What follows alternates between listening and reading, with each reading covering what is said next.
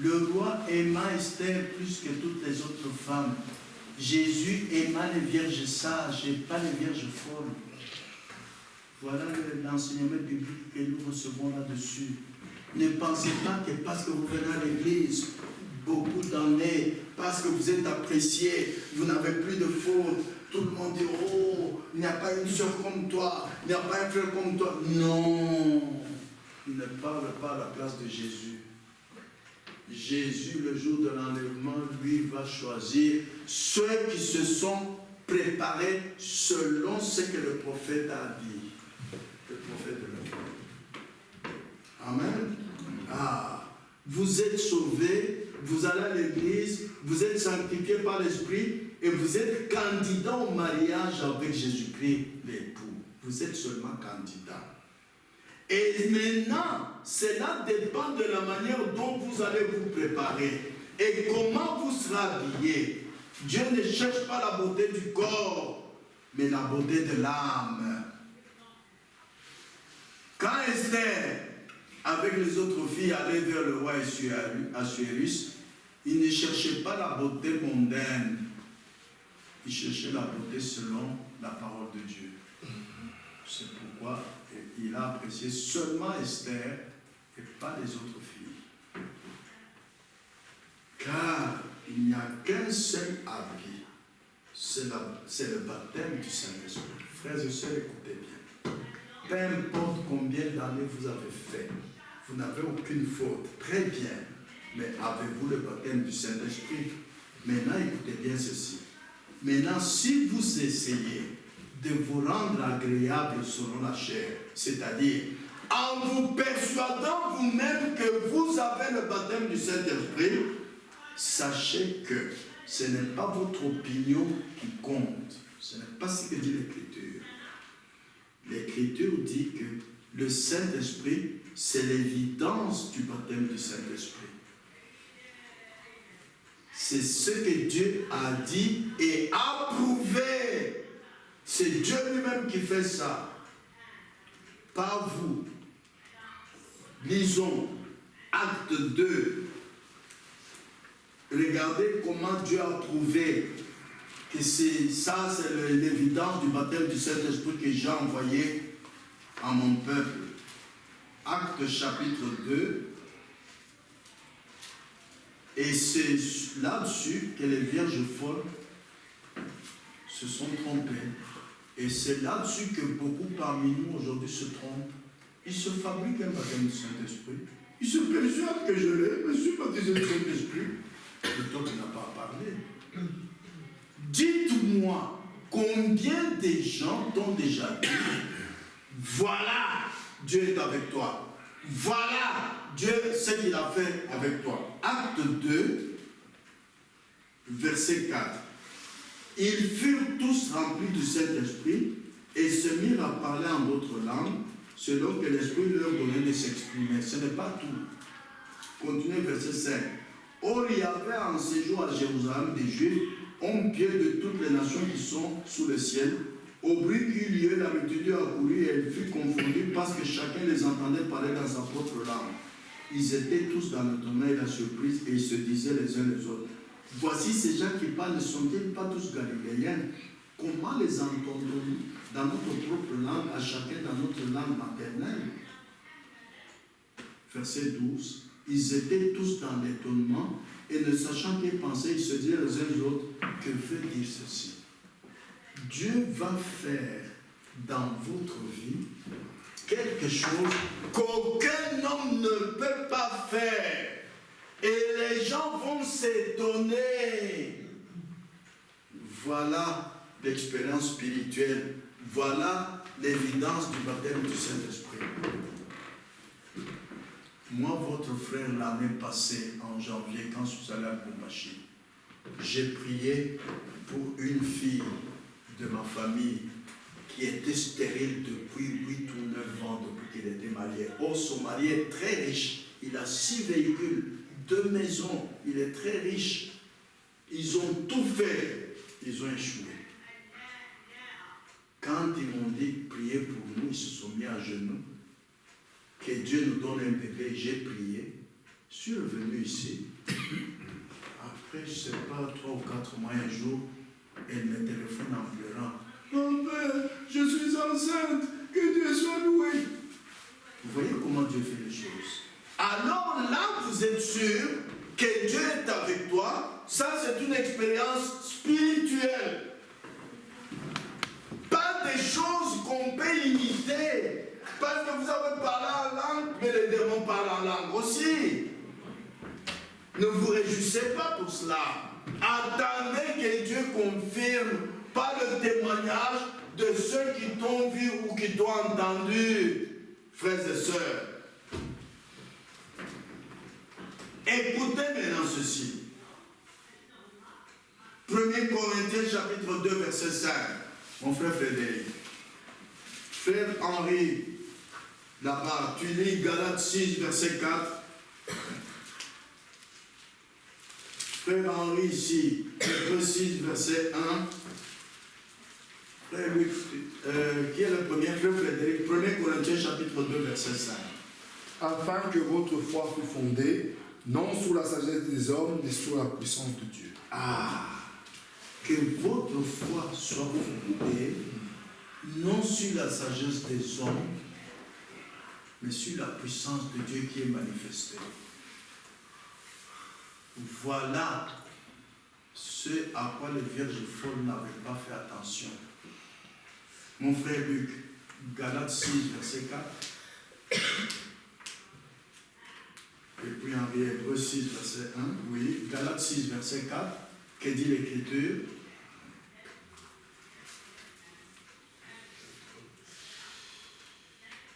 Que chacun examine ses propres œuvres, alors il aura sujet de se glorifier pour lui seul et non par rapport à autrui. Quand toi tu fais tes propres œuvres, tu veilles toute la nuit, tu jeûnes une fois par semaine, quand c'est toi-même, tu dois te glorifier toi-même et pas Dieu.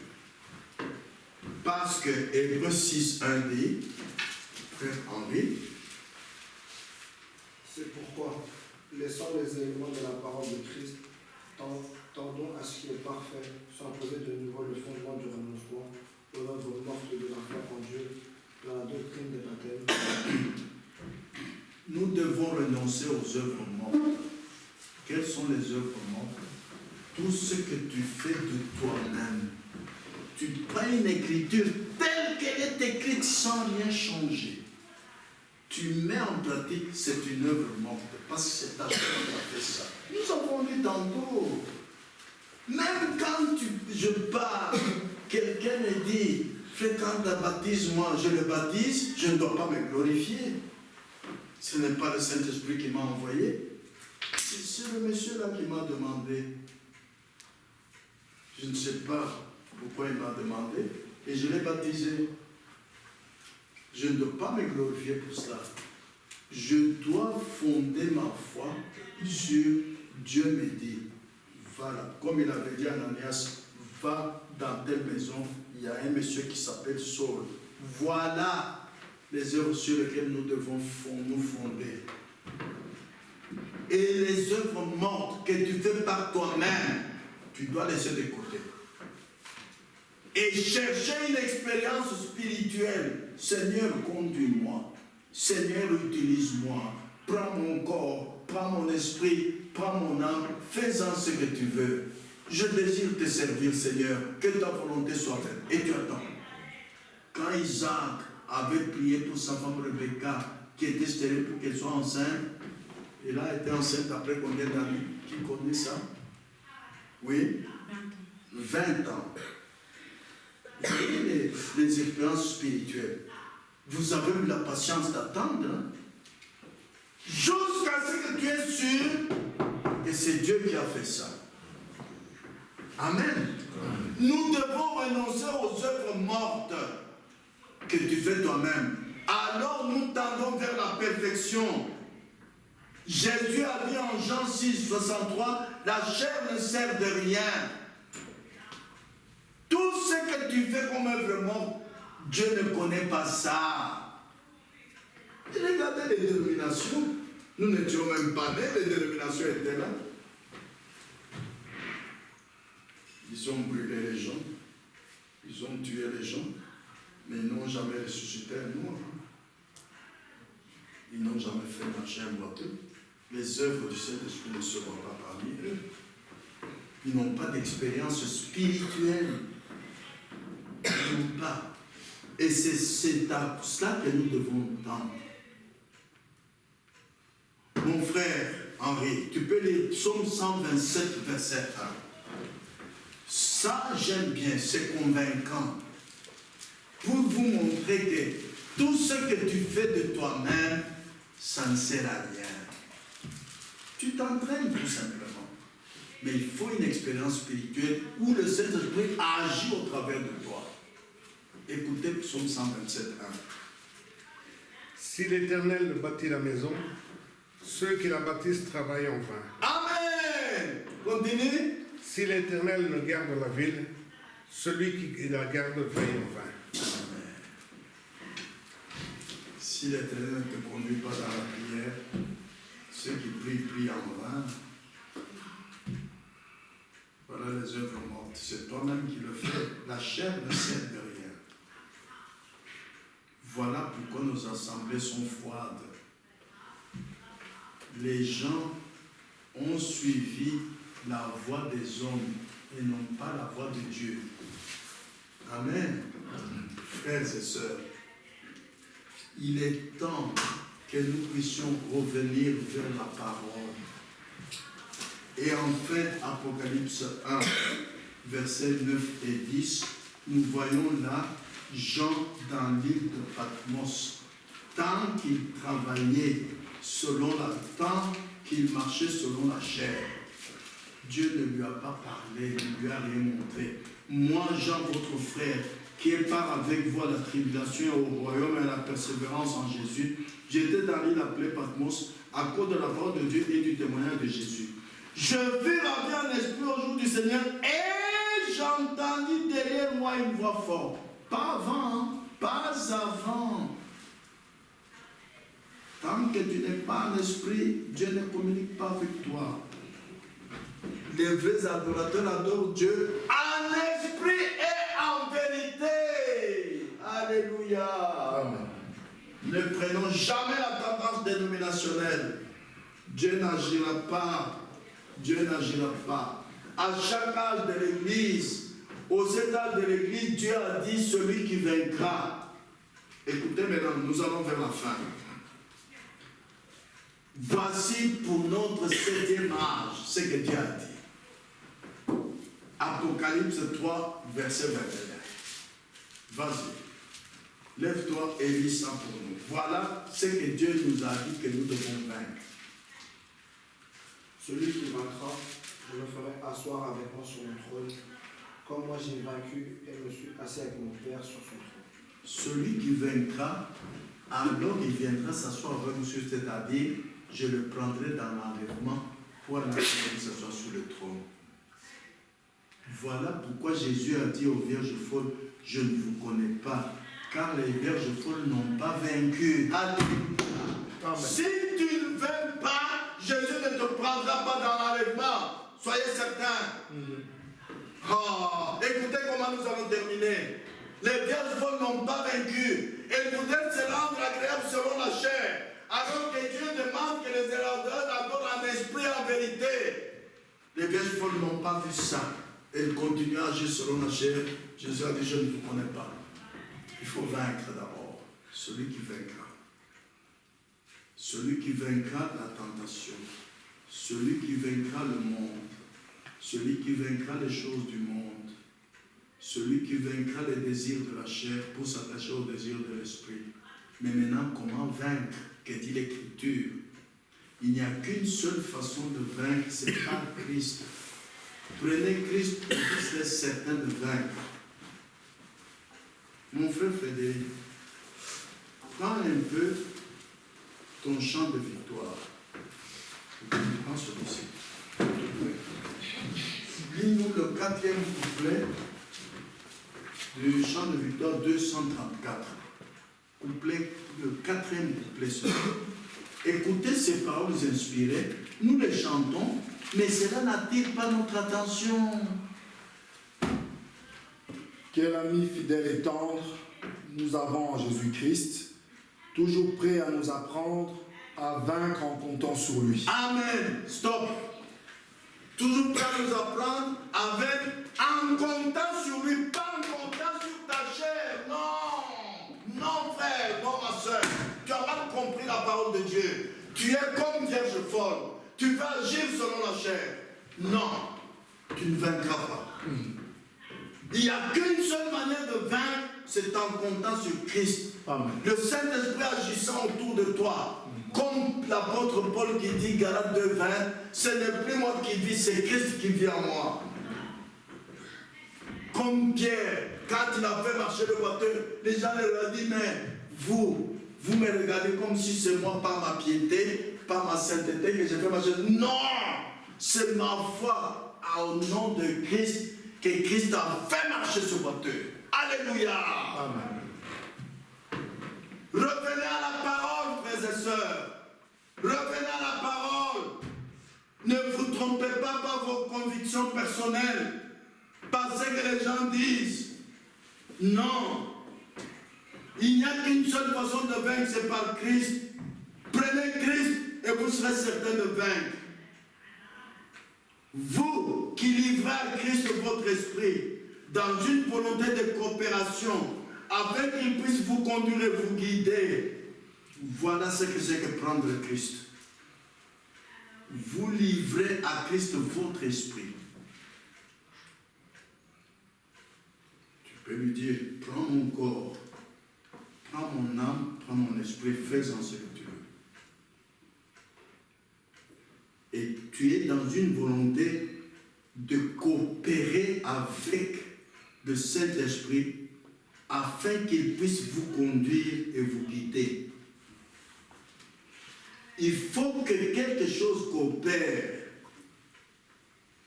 Mon frère Luc nous a lu dans 2 Corinthiens 7, verset 2. Donnez-nous une place dans vos cœurs. C'est tout. Prends mon cœur, Seigneur. Et tu ne mens pas. Quand tu lui dis ça, tu lui laisses ton cœur. Dans Actes 1,14, ils étaient tous d'un commun accord et persévéraient dans la prière, dans la chambre haute, jusqu'à ce que le Saint-Esprit est descendu. Dans Actes 4,32, il est écrit, tous ceux qui avaient cru n'étaient qu'un cœur et qu'une âme. Il faut un esprit de... il n'y a qu'un seul corps, il n'y en a pas deux, frères et sœurs.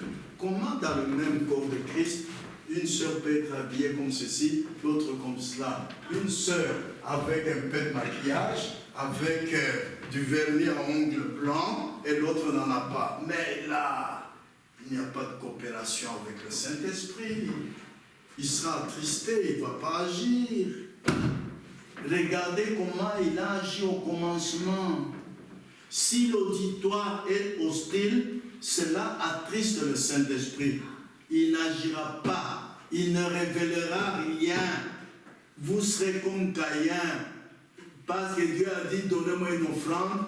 Eh bien, Dieu aime les belles choses. Je prendrai le beau fruit de mon champ, et Dieu a refusé l'offrande de Caïn. Tandis qu'Abel, lui, il a attendu, jusqu'à ce que Dieu lui a dit, prends le sang, il a attendu la révélation. Si tu n'as pas la révélation, sache que Jésus a dit à Pierre, tu es Pierre, sur ce roc, je bâtirai mon église. L'église de Dieu est bâtie sur la révélation. Les vierges folles n'avaient pas de révélation. Ils n'en cherchaient même pas. Ils n'en désiraient pas. Tandis que toi aujourd'hui, pour ne pas être vierge folle, désire dans ton cœur que Dieu te révèle quelque chose. Amen. Amen. Dieu avait dit à Moïse dans Exode 23, versets 20 à 26, je vais lire moi-même pour qu'on aille vite. Exode 20, 23, nous avions lu ça les jours passés, mais en raccordant avec la parabole des 10 vierges, ça devient plus clair. Voici, j'envoie un ange devant toi pour te protéger en chemin, pour te faire arriver au lieu que j'ai préparé.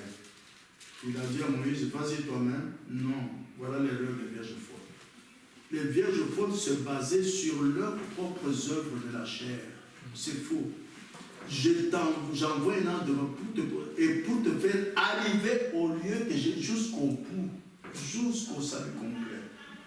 Tiens-toi sur tes gardes en sa présence, écoute sa voix.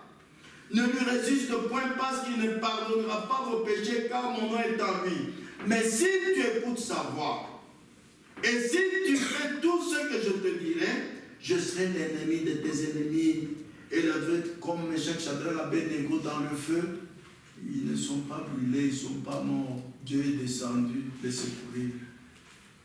Vous voyez? Parce qu'ils avaient écouté la voix de Dieu. Ils avaient suivi la voix de Dieu. Vous voyez? Verset 23. Mon ange marchera devant toi et te conduira. Tu ne te conduis pas toi-même. Même dans la prière, non. Il faut la conduite du Saint-Esprit. Chez les Amoréens, et je les exterminerai. Verset 24. Tu ne te prosterneras point devant leur Dieu et tu ne les serviras point. Tu n'imiteras point ces peuples dans leur conduite. N'imitez pas la conduite que tu vois à Bruxelles, à Namur, à Anvers. Non. Non, non, non, non, non. Galates 4:30 dit, que dit l'Écriture? Quand tu veux t'habiller, tu dois te demander que dit l'Écriture. Pas moi, je sais que, non, dans notre assemblée exagère, moi je pense que ça me va. Je ne suis pas d'accord avec toi. Ça attriste le Saint-Esprit parce qu'ils étaient tous d'un commun accord. Comment un frère peut dire à un autre, moi je ne suis pas d'accord avec toi, je ne vois pas comme toi? C'est ça attriste le Saint-Esprit. Nous quittons le chemin de la chambre haute. Ils étaient tous d'un commun accord. Alors le Saint-Esprit a agi. Regardons comment la Bible nous enseigne de quelle manière, au commencement, le Saint-Esprit est descendu pour agir. Et c'est de la même manière qu'il fera chez nous. Vous voyez? Nous devons vaincre, je vous l'ai dit, les choses du monde, la vie du monde. Alors Dieu descendra dans ta vie. Alors Dieu descendra dans l'église. Vous ne pouvez pas dire Dieu m'a sanctifié, je suis bien, je suis calme, ainsi de suite. Mais quand tu vas là, tu aimes bien faire les fêtes avec les païens. Tu as un ami qui est païen. Et que dit la Bible en 1 Corinthiens 6? Quel rapport y a-t-il entre la lumière et les ténèbres? Croyants et incroyants ensemble? Non, non, non, non, non. Alors là, l'ange ne marchera pas devant toi, il va te quitter. Vous voyez? Frères et sœurs, les vierges folles n'ont pas Christ. Les vierges folles n'avaient pas le Saint-Esprit. Alors ils ne pouvaient pas vaincre. Parce que c'est le Saint-Esprit qui conduit. C'est le Saint-Esprit qui œuvre au travers de toi. Et Dieu n'a jamais échoué. Dieu en toi vaincra même le feu, même les grandes eaux, même le fusil, on va tirer sur toi, n'aie pas peur. C'est pourquoi Jésus a dit, voici les miracles qui annoncent en mon nom ils chasseront les démons, ils saisiront les serpents. Et Paul l'a fait, je vous l'avais lu. Qui peut, si un serpent entre ici, qui va le saisir? Levez la main. Qui peut saisir un serpent s'il entre ici? Je ne pense pas. Ça m'est arrivé à Lumbashi que tous les frères et sœurs montaient même sur les chaises. Voilà. Cela montre que tu n'as pas le baptême du Saint-Esprit. Frères et sœurs, Jésus a dit aux vierges folles, je ne vous connais pas. Je vous connais en tant que justifié, oui. En tant que sanctifié, oui. Mais pas en tant que vainqueur. Qu'est-ce que vous avez vaincu? Et nous, Dieu nous dit dans Apocalypse 3:21, celui qui vaincra, je le ferai asseoir avec moi sur mon trône, comme j'ai vaincu, et mon Père m'a fait asseoir avec lui sur le trône. Frères et sœurs, les vierges folles avaient marché avec Jésus. Une partie du chemin. Ils n'avaient pas achevé la marche du chemin avec Jésus. En En effet, la parole de Dieu montre comment entrer dans le royaume de Dieu, dans Jean 3,5. Et comment hériter le royaume de Dieu, dans Galates 5,21. Ça, beaucoup de croyants ne font pas attention. Il y a entrer dans le royaume de Dieu et hériter le royaume de Dieu. Les vierges folles sont entrées dans le royaume de Dieu, mais ne pouvaient pas hériter.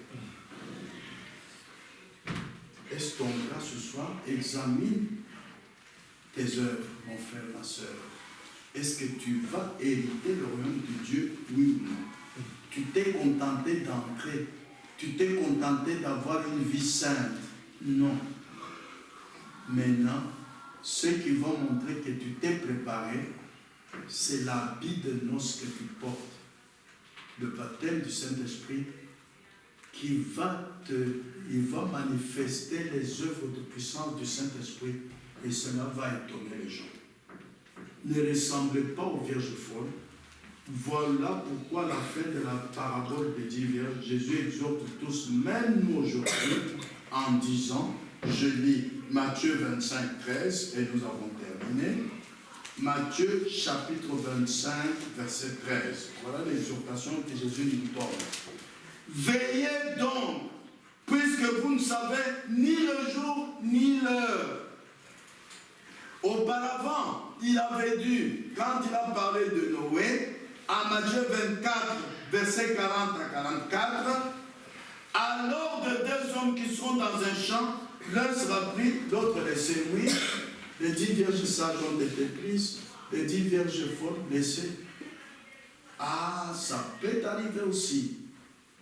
De deux femmes qui mourront à la même, l'une sera prise et l'autre laissée. Veillez donc, puisque vous ne savez pas quel jour votre Seigneur viendra. Sachez-le bien, si le maître de la maison savait à quelle veille de la nuit le voleur doit venir, il veillerait et ne laisserait pas percer sa maison. C'est pourquoi vous aussi, tenez-vous prêts, car le Fils de l'homme viendra à l'heure où vous n'y penserez pas. Nous ne sommes pas ici pour chanter des années, non. Nous sommes ici pourquoi? Pour nous